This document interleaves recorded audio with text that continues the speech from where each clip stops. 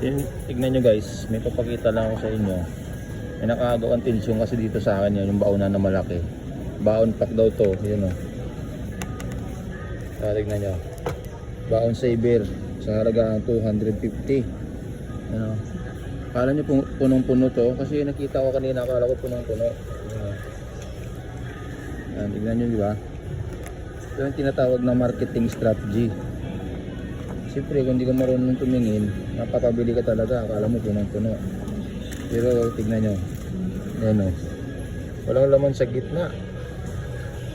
Ang galing, di ba? Kung gaano tayo nila niloloko. Marketing strategy yung tawag dyan guys. Walang laman sa gitna o, akala mo punong-puno, di ba? O, unang tingin mo, akala mo siksik. Ano, sa taas lang laman, saka ayan o, 150 naman sa baba.